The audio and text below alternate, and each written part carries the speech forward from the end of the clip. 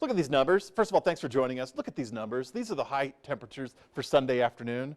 Grand Junction is supposed to be 48. Montrose is supposed to be 46. Another day for the Gunnison Valley above 32 is a beautiful day. And that's just what we had. This is just how we're wrapping up our weekend. Above average temperatures, dry conditions, quiet weather, clear skies. Got a little bit of sunburn myself today. Hopefully you paid attention and got some sunblock on your skin. And if you were up in the backcountry this weekend, hopefully you checked in with the Colorado Avalanche and Information Center, because if you didn't know, the avalanche danger is extremely high. After the light, the meager, the little bit of snow we received last week, 5 to 15 inches. But on top of an unstable, and that was on top of what we already had, and that's an unstable layer. Of course, the wind moved a lot around, and that created also a whole other element. So if you're not comfortable in the backcountry, and if you're not comfortable with avalanches, don't go back there. Getting into next week, we're getting a whole lot more snow. 10 to 30 inches for the area mountain zones. Winter storm watches, and then winter storm warnings. And I think we'll get some winter weather advisories for the lower valley elevations. But in the meantime, this weekend, hopefully you've gotten out and enjoyed it, because this is what we've been forecasting since Friday. The get out and play kind of weather. Yeah. Later Sunday night into early Monday morning, I'm talking well after midnight, we should get a little bit of wind on the increase. We should maintain cloud coverage increasing for the forecast area.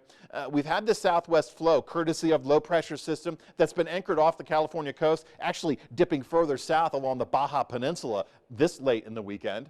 This is a good thing for us, because not only is this keeping the high pressure system in the central Pacific, but it's also allowing more low pressure systems to drop down, to deepen along the west coast. Of course, it rounds out the base and gets into the southwest flow. So this is a very different pattern. Remember, we had that arcing ridge of high pressure over the western third of the U.S. Remember that eastern periphery where those weak storms would just slide right down east of the divide, benefiting the Front Range? Okay, well, no mas. Because now that the high pressure system's in the central Pacific, that eastern periphery line, right along the west coast. Perfect for storms, repetitive storms, to drop in and deliver much needed snow. We have deficits, we have snowpack that's dwindling. Actually, last week's snow did help the snowpack. It wasn't all that bad to begin with, or before that snow system, but now we're going to be packing it on. With winter storm watches and winter storm warnings, that's significant. You could expect wind in the upper elevations. You can expect deep snow totals. I mentioned it. Some mountains, a meager 10 inches. Other mountains, significant, 20 to 30 inches of new snow from Sunday night through Thursday morning. That's a wallop. That's a good run of snow. And we may even see some more unsettled weather into the month of March. But this is how we're going to wrap up February. Again, you know, with the southwest flow, late Sunday and early Monday, look at this. We're still going to have mild temperatures. Monday mornings, low, 33. We're supposed to be in the mid-20s. So that southwest flow is going to warm us up, and will still be mild Monday afternoon. So when the precip gets here, granted the cold air is not here yet, but when the precip gets here in the early morning hours and in late Monday evening hours, we could get that rain-snow mix. But with the cold front advancing in on Tuesday, that's a lifting mechanism. That's also a delivery of cold air.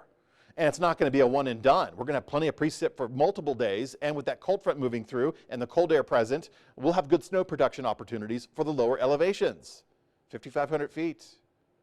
Winter weather advisory, something we haven't seen much of, if at all. I can't even recall this winter getting into the indigo color code for hazardous weather. Oh, speaking of hazardous weather, if you have to travel this upcoming week, I don't know what to tell you other than it's going to be winter weather, and you are to expect delays and closures, accidents, the usual suspects on the interstates and the highways. So please rethink your plans or plan accordingly. This unsettled weather with the snow is going to continue for the start and into the middle of next week. The colder air is going to stick around. Remember, post-frontal weather, clear cold, frigid temperatures. That's what we can expect for the end of this upcoming week. We may see more storms for next weekend and for the beginning of the following week.